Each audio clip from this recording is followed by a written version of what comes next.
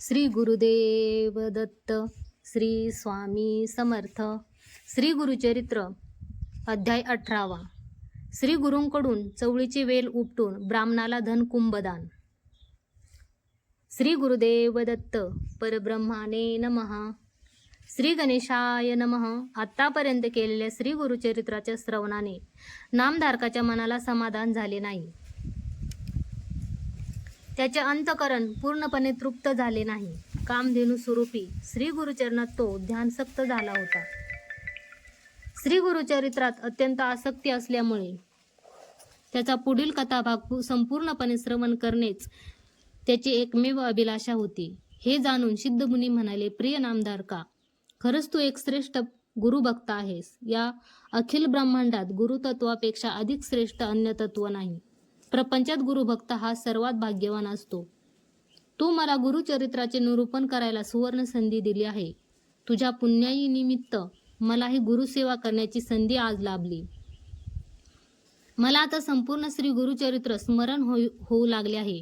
हे नामधारका, श्री नरसिंह सरस्वती गुरुजी भिल्लवडी ग्रामी गुप्तपणे एकांतवासात राहत असले तरी त्यांचा महिमा सर्वत्र विदित झाला होता. कशी तरी प्रत्येकाला त्यांच्या महानतेची जाणीव झाली. प्रापंचिक भक्तांपासून व स्वार्थी शिष्यांपासून अलिप्त राहण्याच्या दृष्टिकोनातून श्री गुरु भिल्लवडीमधल्या औदुंबर वृक्षाचे स्थान सोडून वाटेवरती भक्तांना अनुग्रह देत देत प्रख्यात मनोहर कृष्णा गंगा संगमावरच्या दक्षिण काशी म्हणून प्रसिद्ध असलेल्या वरुण संगम तीर्थ पर्यंत आले. तिथून जवळील कृष्णा पंचगंगा संगम स्थानी बसलेल्या नरसोबावाडीला त्यांनी आगमन केले. ते मुक्ती क्षेत्र काशीहूनही श्रेष्ठ आहे व प्रयाग मानसरोवरांसारख्या क्षेत्राच्या समान आहे. पंचगंगा तीरी अनेक तीर्थक्षेत्रे असल्यामुळे तीच वास्तव्याकरिता योग्य ठिकाण आहे असे त्यांना वाटले. कुरुक्षेत्री मिळणाऱ्या पुण्यापेक्षा अधिक पुण्य पंचगंगा संगमस्थानी लाभते. शिवा, भद्रा, भोगावती, कुंभ आणि सरस्वती असे हे पंचनदी संगम क्षेत्र पुराण प्रसिद्ध आहे. इथे कृष्णा नदीला पंचगंगा येऊन मिळते म्हणून हे एक अत्युत्तम पुण्यक्षेत्र गणले जाते. प्रथमतः श्री नरसिंह सरस्वती येथींच्या औदुंबर वृक्षाकडून वरुण संगम तीर्थस्थानावर आगमन झाले. त्यानंतर त्यांनी पंचगंगा संगमावर पदार्पण केले. तिथेच अमरापूर नामक रमणीय गाव आहे. ह्या ग्रामी असलेला औदुंबर वृक्ष कल्पवृक्षाच्या समतुल्य आहे. संगमाच्या षटकुल तीर्थात भगवन् अमरेश्वर 64 योगिनीसह वास्तव्य करून आहेत. इथे अमरेश्वरा प्रीत्यर्थ पूजा नमस्कारादी विधी आचरल्याने मनुष्य अमर होतो अशी प्रचिती आहे. त्यामुळे हे क्षेत्र काशीच्या समान मानले गेले आहे. पंचगंगेत एकदा स्नान केल्याने प्रयागात 100 वेळी स्नान केल्याचे पुण्य मिळते. जो भाग्यवान येथे स्नान करतो तो गंभीर पातकांपासून मुक्ती मिळवतो. परम पावनकर प्रसिद्ध शक्तितीर्थ देखील येथे गुप्तगामिनी होऊन प्रवाहित होते. तिथे स्नान केल्याने अपार पुण्य संचय होते. इथे प्रख्यात कोटी तीर्थ देखील गुप्त आहेत. पवित्र औदुंबर क्षेत्राच्या सानिध्यात कृष्णाविनी नदीत विलय होऊन वाहणारी अनेक तीर्थ आहेत. त्यापैकी शुक्ल तीर्थ, पापविनाशी तीर्थ, काम्य तीर्थ, शुद्ध वरद तीर्थ, प्रयाग तीर्थ, शक्तितीर्थ, अमर तीर्थ व कोटी तीर्थ ही अष्टतीर्थे प्रख्यात आहेत. इथे कृष्णा, वेणी व पंचगंगा अशा 7 पवित्र नद्या एकत्र येतात. त्यामुळे हे अतिपवित्र संगम झाले आहे. त्यामध्ये स्नान केल्याने ब्रह्महत्यादी पातक नष्ट होते. त्यांच्या दर्शन मात्रे सर्व कामना पूर्ण होतात. हे ठिकाण प्रयागापेक्षा नयन रम्य आहे. अपार महिमा तथा अगणित तीर्थ असलेल्या नरसोबावाडीच्या पवित्र क्षेत्रात श्री नरसिंह सरस्वती येथीने 12 वर्षे वास्तव्य केल्यामुळे पुढे या क्षेत्राला श्री नरसिंहवाडी हे नामाभिधान प्राप्त झाले. लौकिक अभिलाषा व स्वार्थपूर्ण तामस स्वभावांच्या यात्रेकरूंपासून दूर राहण्यासाठी येथे देखील श्री गुरु एका थोर औदुंबर वृक्षाखाली गुप्तपणे राहू लागले.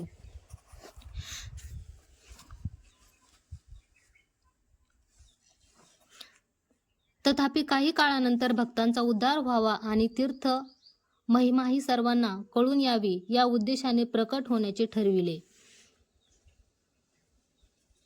नरसोबावाडी येथील वास्तव्यादरम्यान श्री गुरुजी प्रतिनित्य मध्यान्हकाळी भिक्षेच्या निमित्ताने आमरापूर गावी येत असत. तेथे एक सुसंस्कृत सदाचारी परम सात्विक स्वभावाचा कुलकर्णी नामक एक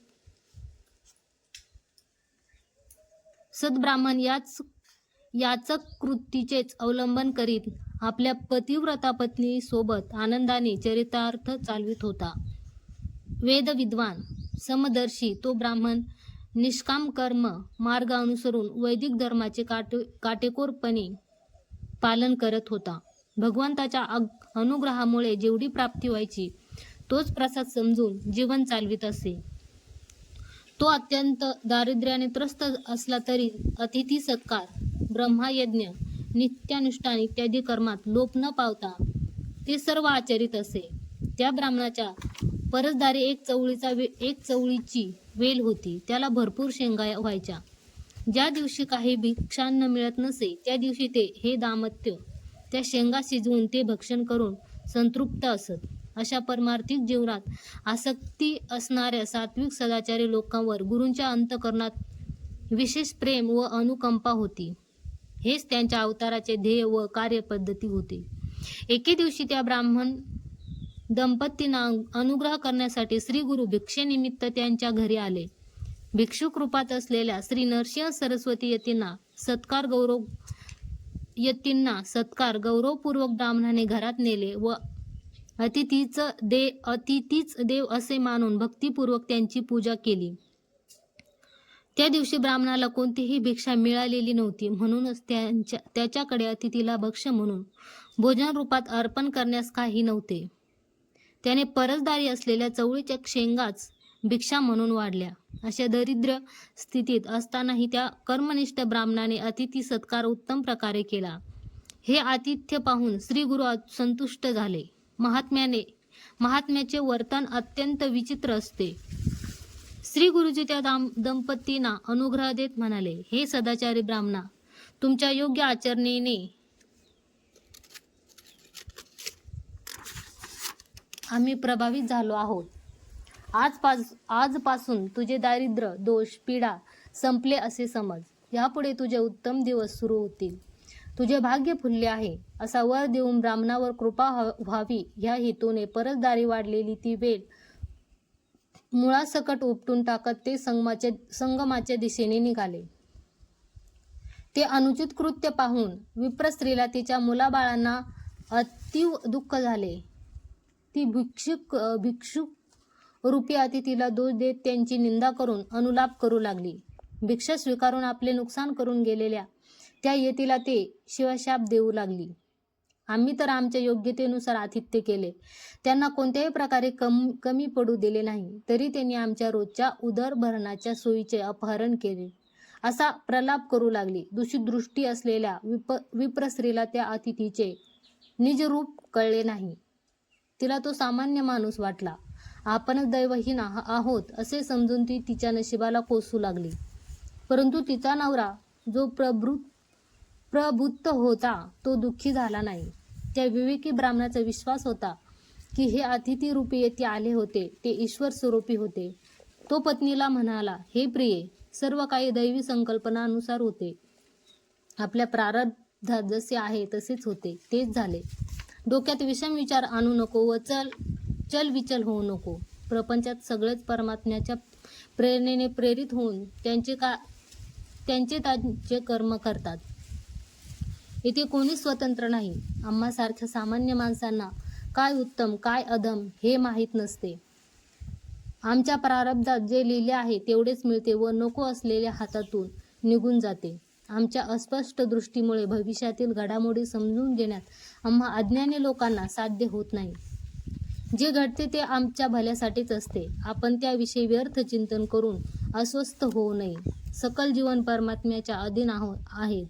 आपल्या भविष्याबद्दल आपण अनभिज्ञ असतो. कदाचित जे झाले ते चांगल्यासाठीच असेल असे समजूया. त्या पूजनीय यतीला दोष देऊन त्या दूषणांचे व निंदेचे दोष ओढून घेऊ नको. आपण असं गृहीत धरूया की आजपासून आपले दारिद्र्य नष्ट झाले. भगवंत नेहमी आपल्याला या भवसागरातून पार करण्यासाठी खरोखर जे योग्य असते ते देतो. ज्या यतींनी आपल्याला भेट दिली ते नक्कीच महात्मा आहेत, यात शंका नाही. त्याने उपटून टाकलेली ती वेल नसेल, आपलेच भीकर प्रारब्ध कर्म असेल. देवाने जन्मलेल्या प्रत्येकासाठी आहार, उद्योग, वस्ती इत्यादींची व्यवस्था केलेली आहे. देवाला स्वतःपेक्षा आमची जास्त काळजी असते. आजपासून आपले दारिद्र्य संपले असे ते म्हणाले होते. तसेच होईल व आपला उद्धारच होईल असे समजूया. आमच्या उदरभरणाची काळजी परमात्म्याला नक्कीच आहे. आम्ही निश्चित जगावे तेव्हाच प्रकृती आमची सर्व गरजा स्वतःच पूर्ण करते. परमात्म्याने आपल्याला आवश्यक तेवढे दिलेच आहे व ते देत राहील. तू यतीवर विश्वास ठेवून निश्चित राहा. कदाचित हे यतीच आपला भवसागर पार करणारे महात्मा असतील. त्याने सर्वांचे सांत्वन केले. नंतर ब्राह्मणाने पूज्य गुरुजींनी उपटून टाकलेली ती वेल नदीत टाकून देण्याकरता तेथे थोडे खणले. खणल्यानंतर त्याला तिथे सुवर्ण मुद्रांनी भरलेला तांब्याचा कुंभ सापडला. ते बघून त्याला आश्चर्य वाटले. त्याने आपल्या पत्नीला बोलावले व तिला ते दाखवले आणि ते मडके गुरूंचा प्रसाद म्हणून स्वीकारत संतोषभरीत होऊन म्हणाला, पाहिलेस का, ही वेल इथे असती तर आपल्याला कधीच ती उपटून खाली बघण्याचा विचार आला नसता. हा निधी आपल्याला मिळण्यास तेच येथे कारणीभूत आहेत हे खरे. त्यांचा आपल्यावर परमानुग्रह झाला आहे. अतिथी रूपात येऊन भिक्षा स्वीकारून त्यांनी आपले दारिद्र्य दूर केले. हे काही सामान्य व्यक्ती नसून एक महात्माच आहेत. तेव्हा अज्ञानवश विनाकारण श्री गुरूंना शिवीगाळ दिल्याबद्दल त्यांच्या पत्नीला खूप पश्चाताप झाला. तिने मनोमन त्यांना स्मरून आपल्या अपराधाची क्षमा मागितली. दोघेही मग संगमावर गेले व गुरूंना वंदन करून त्यांची मनोभावे पूजा केली. त्या ब्राह्मणाने आपल्या पत्नीच्या दोषार्थ श्री गुरूंची क्षमायाचना केली. त्यांनी धनकुंभ सापडल्याविषयी सांगितले. तेव्हा श्री गुरु म्हणाले, हे ब्राह्मणा, धनकुंभ सापडल्याची वार्ता गुप्तच ठेव, अन्यथा ही धनलक्ष्मी स्थिर राहणार नाही. हा विषय इतर कोणालाही सांगितला तर आमची प्रसिद्धी होईल व आम्हाला अनेक जण उपद्रवही करतील. तुझे दारिद्र्य निवारण होण्यासाठीच आम्ही तुला अनुग्रह दिला आहे. यापुढे तुम्ही तुमच्या नातेवाईकांसह आनंदात दीर्घायुष्य जीवन जगा, असे म्हणत श्री गुरुजींनी त्यांना आशीर्वाद दिला. श्री गुरु कृपेने त्यांची गरिबी संपली व त्यांच्या जीवनात समृद्धी आली. केवळ गुरुदर्शनाने तो दारिद्र्यातून मुक्त झाला आणि ऐश्वर्यमय जीवन जगू लागला. गुरुच आपले सर्वस्व आहेत, त्यांचे विस्मरण होता कामा नये. त्यांचाच आपल्याला आसरा आहे हे त्याने आपल्या कुटुंबालाही समजावून सांगितले आणि त्यांनाच एक चित्ताने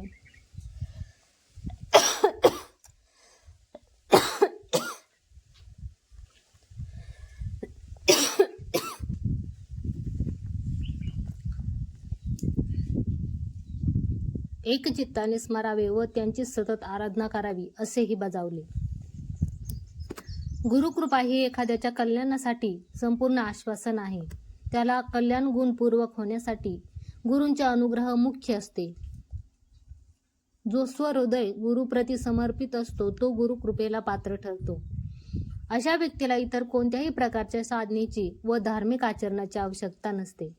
प्रपंचातील दीन, स्थितिवंत, भाग्यवंत, दैन्यहीन, दरिद्री, श्रीमंत व अन्य कोणालाही सद्गुरूच्या अनुग्रहाशिवाय साक्षात्कार होत नाही. निर्गतिक दुःखी लोकांनी गुरूंना शरण जाऊन त्यांच्या चरणकमली आश्रय घ्यावा. भवसागर पार करण्यासाठी व इह परलोकी सौख्य प्राप्त करण्यासाठी तो एकमेव उपाय आहे. गुरुभक्ताला असाध्य असे काहीच नाही. ज्यांची श्री गुरूंवर अपार श्रद्धा, भक्ती आणि विश्वास आहे तो सर्व विद्या आत्मसात करून घेतो. ईश्वर प्राप्तीचे रहस्य गुरुभक्तीत आहे. म्हणून विवेकशाली, स्वहित, सापेक्ष असणारे सर्वांनी स्वतःच्या परम कल्याणासाठी गुरुच कामधेनू सर्वस्व आहे असे मानून त्यांच्या चरणी आश्रय घ्यावा व एक चित्ताने त्यांची आराधना करावी. गुरु सहवासात पाप, दुःख, दारिद्र्य यांचा नाश होतो. म्हणूनच हे नामधारका, श्री गुरूंची महिमा महत्तर आहे. गुरु सर्वांपेक्षा श्रेष्ठ आहे. तू गुरूंना सदैव बघ. गुरुभक्तीची अशी संधी मिळणं हे परम सौभाग्य होय. ते भाग्य सर्वांना मिळत नाही. म्हणूनच तू गुरुभक्ती पथावर श्रद्धेने मार्गक्रमण कर. गुरुभक्तीद्वारे मुक्ती सहजतेने लाभते. निरंतर गुरुभक्ती गुरु नामस्मरण करणाऱ्या व्यक्तींच्या जीवनात कोणतीही उणीव कधीच भासत नाही. त्यामुळे आयुष्याच्या अंतिम क्षणापर्यंत गुरुभक्तीचा मार्ग अवलंबला पाहिजे. अशा प्रकारे सिद्ध मुनींनी श्री गुरूंच्या महानतेविषयी तथा वैभवमय कार्याचे वर्णन केले. येथे परम कल्याणकारी अशा श्री गुरुचरित्राचा 18वा अध्याय संपन्न होतो. श्री गुरुदेव दत्त. श्री गुरु दत्तात्रयार्पणमस्तु.